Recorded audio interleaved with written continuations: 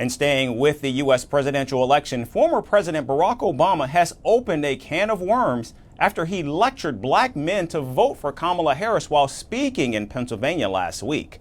America's first black president had some frank discussions with young black voters who could play a crucial role in this year's election. Asking black men to accept the entry of women, particularly women of color, in corridors of power, Barack Obama's words managed to touch a raw nerve. Though most black men agreed to President Obama's sentiments, some made some rather strong objections. Our next report brings you more. Former U.S. President Barack Obama has found himself on the wrong side of American voters, particularly black men.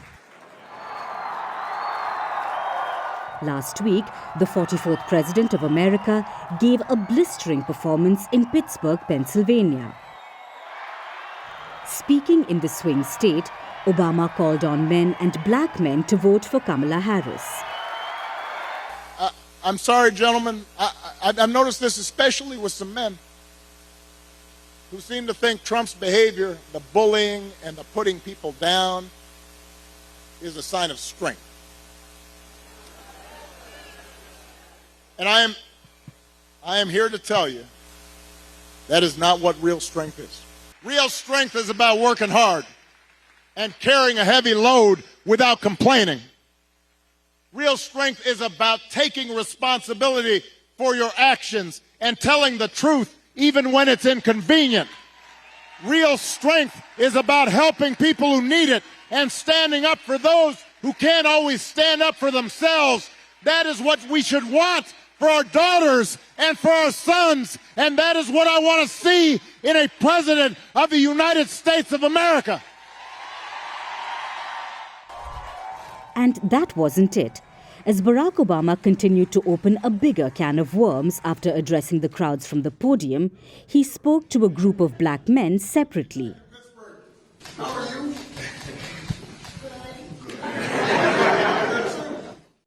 He urged them to embrace women in power and pick Kamala Harris as their next president. I'm going to go ahead and just speak some truths, if you don't mind. Yes. Because my understanding, based on reports I'm getting from campaigns and communities, is that we have not yet seen the same kinds of energy and turnout in all quarters of our neighborhoods and communities as we saw when I was running. And you're coming up with all kinds of reasons and excuses.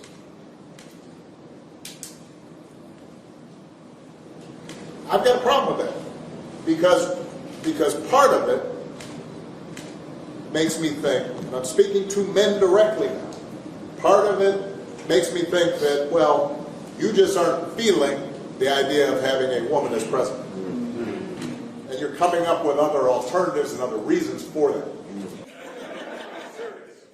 But the lecturing didn't stop there. As Barack Obama put on a stern fatherly act, he asked black men to learn from black women, whom the former president claims are against Donald Trump. Because the women in our lives have been getting our backs this entire time. They've been raising us and working and having our backs. And when we get in trouble and the system's not working for us, they're the ones who are out there marching and protesting. And so now you're thinking about sitting out or even supporting somebody who has a history of denigrating you? That's not acceptable. That's not, this shouldn't even be a question.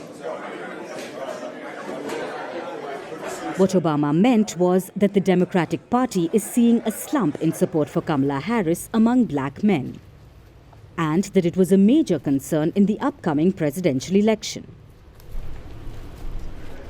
What started out as a fatherly lecture came back to bite back Obama. Black men took to social media to share their frustration. While some cracked jokes about the former president, others told him to get lost and go back to his mansion. Most users said that they did not need anyone to tell them whom they should be voting for. Some black men took pot shots at Barack Obama. One user even said that Obama acted like a black father himself by disappearing for years and only coming back when he had the authority. Many accused Obama, who was also the first black American president, of doing nothing for the black community. Barack Obama wanted to gather more support for Vice President Kamala Harris, but he's managed to do the opposite.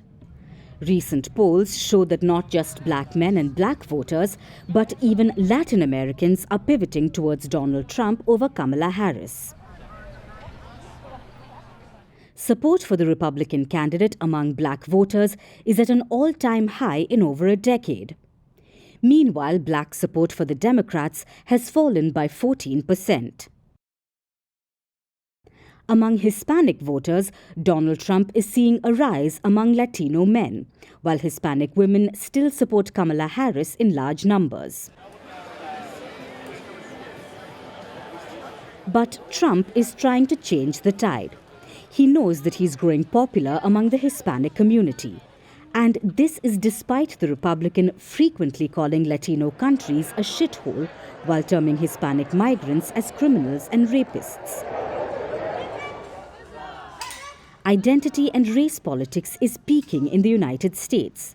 The Democrats are reaching out to people of color, and so is Donald Trump. He already enjoys the support of white male voters by an overwhelming number.